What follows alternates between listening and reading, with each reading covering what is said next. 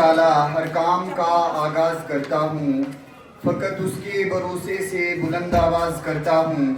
वो लासानी है अपनी मेहरबानी में रहीमी में, उसी की कारसाजी व करम पर कार करता हूँ।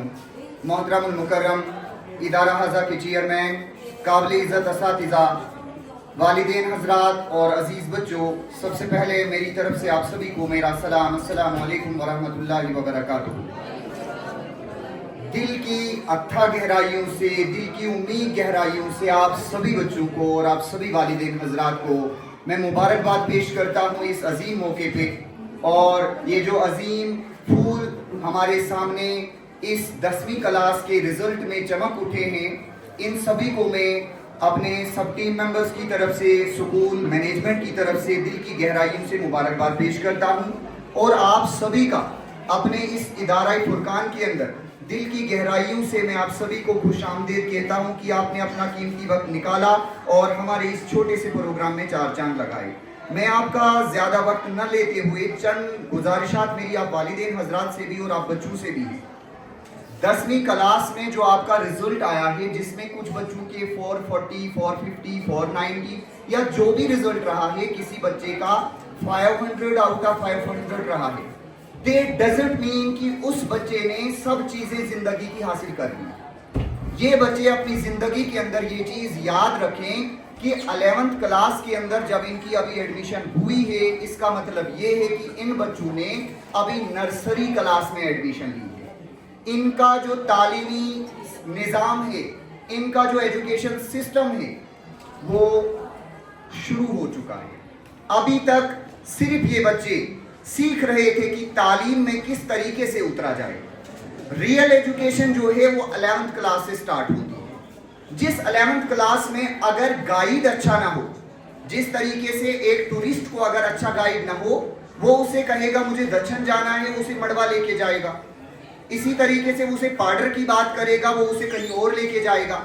तो इस टाइम 11th क्लास के अंदर इन बच्चों का रहबर जो है, इन बच्चों का रहनुमा जो है वो अच्छा होना चाहिए, और वो इनका सीनियर होना चाहिए, वो इनका टीचर होना चाहिए, वो इनके पेरेंट में कोई होना चाहिए।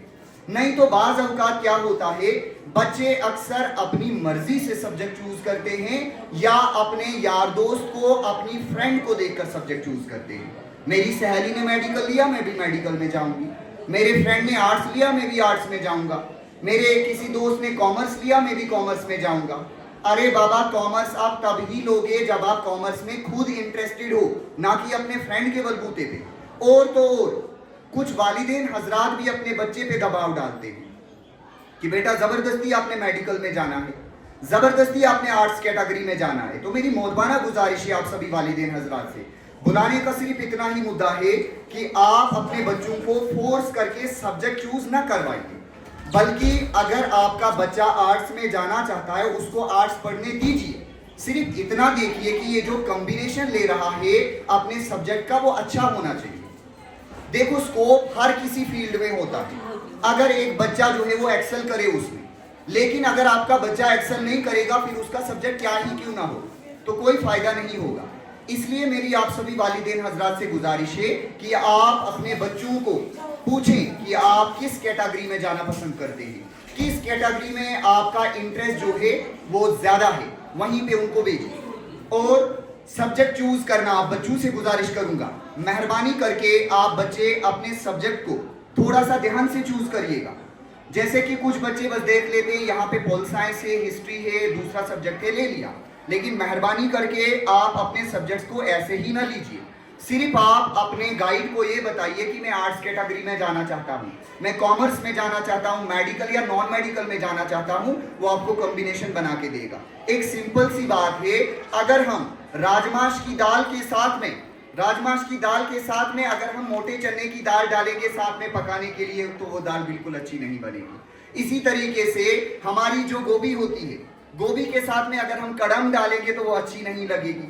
तो यही बात यहाँ पे सब्जेक्ट्स की भी है कि जिस सब्जेक्ट का कॉम्बिनेशन जिसके साथ अच्छा मिल रहा है, जिसमें आपको आगे से एक अच्छा फील्ड मिल सकता है, वैसे ही अपने सब्जेक्ट्स को चूज करिए। दूसरी बात, गुरूर अपने अंदर कभी पैदा मत करिए।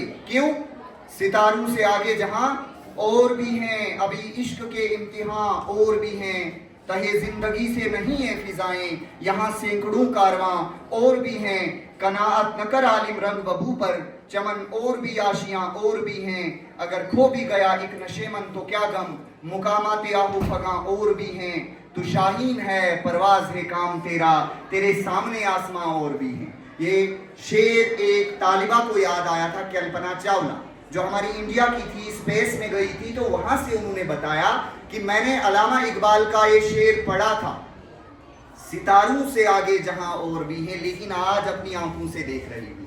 تو میں چاہ رہا ہوں آپ لوگ بھی علامہ اقبال کی اس بات کو یاد رکھتے ہوئے اپنی زندگی کا سفر آج کے بعد کا شروع کریے کہ ستاروں سے آگے جہاں اور بھی ہیں.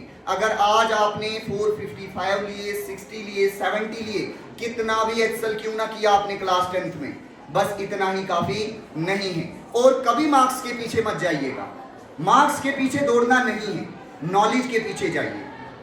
آپ کے 500 میں سے 500 پورے ہوں گے لیکن آپ کو سمپل سا ایک کوئی 10th کلاس کا 9th کلاس کا کوئی کوشچن پوچھا جائے اور اگر آپ سے وہ نہ نکلا تو بدقسمتی کی بات ہے. کیا کرو گے ان مارکس کو؟ ابھی کمپیٹیٹیو لیول میں جاؤ گے وہاں آپ کے نمبرات کہیں کام نہیں آئیں گے وہاں چاہیے آپ کو تو آپ کا نالج کام آئے گا. اور ہمیشہ 3 چیزیں زندگی میں یاد رکھنا کامیاب ہونے کے لیے. وہ 3 چیزیں کیا ہیں؟ سب سے پہلی بات پنکچوئلٹی. اپنے اندر پنکچوئلٹی اینڈ ڈسپلن نظم و ضبط پیدا کریے. دوسری چیز اپنے کریٹر کو پہچانیے. جب تک نہ آپ کا خالق کل مالک کائنات اگر آپ اس کو یاد نہیں کرتے ہیں زندگی میں کتنی بھی بڑی کامیابیاں حاصل کرو گے دنیا چھوڑ کے جاؤ گے اس اندھیری کوٹری میں اللہ کے سامنے 3 ہی سوالوں کا جواب دینا پڑے گا. اور وہ 3 سوالوں کے جواب ہمیں پتا ہونے چاہیے کیونکہ اللہ رب العزت نے ہمیں دنیا کے اندر اچھے نمبرات حاصل کرنے کے لیے نہیں بھیجا ہے. اللہ تعالیٰ نے ہمیں اس دنیا کے اندر بھیجنے کا ایک مقصد ہے. ہمیں وہ مقصد پہچاننا ہے. ہمیں پہچاننا ہے کہ ہمارا خالق کون ہے ہمارا مالک کون ہے. اور کل جب ہم انتقال کر جائیں یا ہمارے والدین انتقال کر جائیں تو کم سے کم ہم میں اتنی صلاحیت ہو کہ ہم مولانا کو انتظار نہ کریں مفتی صاحب کا انتظار نہ کریں. کم سے کم ایک بچی اپنی والدہ کا غسل دے سکے کم سے کم ایک بچہ اپنے والد کا غسل دے سکے کم سے کم ایک لگتے جگر اپنے باپ کا جنازہ پڑھا سکے. لیکن وہاں تو ہمیں علماء کو سوالات کرنے سے ہی فرصت نہیں ہے. ہم علماء پہ تہمتیں برسا رہے ہیں ہم علماء پہ بڑے بڑے الزامات تراش رہے ہیں لیکن اپنے اندر نہیں دیکھ رہے ہیں. تو جب ہم کسی کی طرف انگلی اٹھاتے ہیں ہمیں یہ دیکھنا چاہیے کہ 3 انگلیاں ہماری اپنے طرف ہیں. تو میں گزارش کروں گا ایک بار سبھی والدین حضرات سے سبھی بچوں سے کہ سبجیکٹ کو اچھے سے چوز کریے گا. آپ والدین سے میری گزارش ہے کہ آپ کا بچہ 10th 11th میں پڑھ رہا ہے آپ اس کو دنیاوی تعلیم کے ساتھ ساتھ دینی تعلیم سے بھی روشناس کرائیے. بے شک دنیا کے بڑے سے بڑے ڈاکٹر بنو انجینئر بنو کیس آفیسر بنو لیکن سب سے پہلے ایک اچھے انسان کی مثال قائم کرنا تب جا کے آپ کی ایجوکیشن جو ہے وہ ریفلیکٹ ہوگی آپ کے بیہیویئر سے. اگر آپ نمبر لیتے ہو 500 میں سے 500 لیکن آپ کے کردار سے آپ کے اعتبار سے آپ کے اٹھنے سے آپ کے بیٹھنے سے چھوٹے بڑے میں فرق کرنے میں اگر آپ کی ایجوکیشن ریفلیکٹ نہیں ہو رہی ہے تو ایک ان پڑھ میں اور آپ میں کوئی فرق نہیں ہے. تو یہ چیز آپ ہمیشہ یاد رکھیے گا ہمیشہ یہ یاد رکھیے گا کہ ہم کس والدین کے بچے ہیں. سماج میں آپ کے والدین کا نام لے کر آپ کو یاد کیا جانا چاہیے. والدین کا نام ہمیشہ روشن کریے گا. ایسا مت سوچنا کیونکہ آج کے بعد آپ کو ایک ڈیفرنٹ فیلڈ ملے گا. ادارہ فرقان میں آپ نے پڑھا ہے ادارہ فرقان میں آپ سکول نہیں آتے تھے تو سکول والے پیرنٹس کو کال کرتے تھے بچہ سکول نہیں ہے. آپ کو کوئی کمی ہوتی تھی یاد نہیں کرتے تھے تو ہم لوگ پیرنٹس کو کال کر کے بلاتے تھے بچہ کمزور ہے. لیکن ہائر سیکنڈری میں کسی کو اتنی فرصت نہیں ہوگی. اور تو اور یہاں پہ صبح آپ کو 9 بجے یا 10 بجے سکول لگتا تھا 4 بجے آپ کا آف ہوتا تھا. وہاں پہ آپ کبھی 12 بجے بھی اپنا بستہ لے کر پلے گراؤنڈ جا سکتے ہو. وہاں پہ آپ 11 بجے بھی سکول لیو کر کے کہیں گھومنے پھرنے جا سکتے ہو. تو ان چیزوں سے اپنے آپ کو پرہیز کرانا ہے تب جا کے آپ زندگی کی دوڑ میں آگے بڑھ سکتے ہو. تو